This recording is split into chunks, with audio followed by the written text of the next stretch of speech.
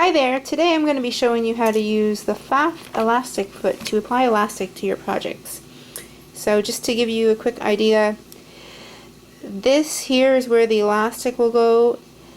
The top hole up here is for your needle, so where your needle is going to come down.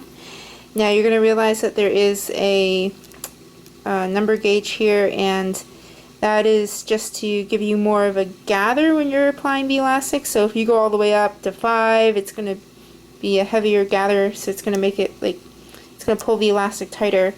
But if you bring it down to 0, it's going to be so that the elastic is, I guess you'd say, lay flat. I'll show you in a minute.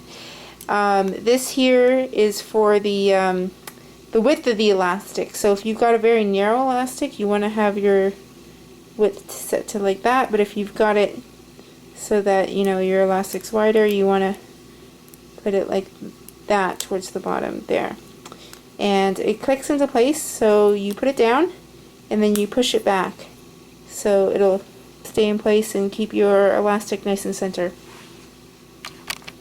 Alright, so I got a scrap of fabric ready, and I'm going to show you how to apply the elastic to it with the elastic foot. So I have my elastic sitting here in the middle, and I've pulled out a little bit, so there's a little bit going towards the back. Now what you want to do here is, based on the width of your elastic, you just kind of want to slide the slider in so that it grips the sides of the elastic perfectly.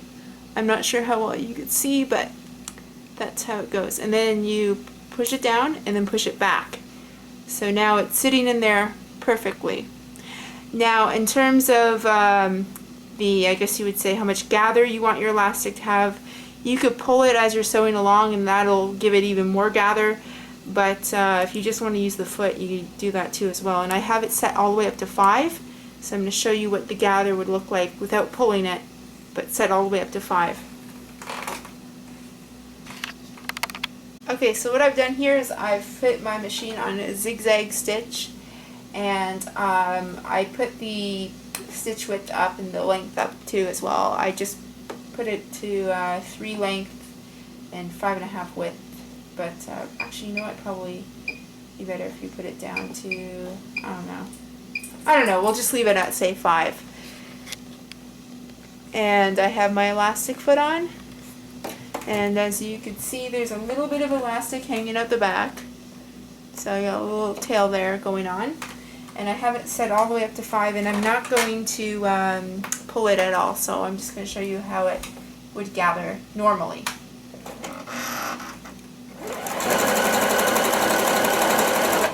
See, that's a bit of gather there.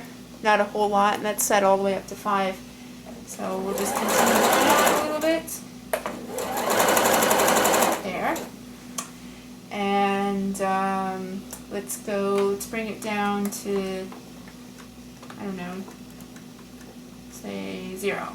Now it's going to be really loose, and it's just going to not gather at all.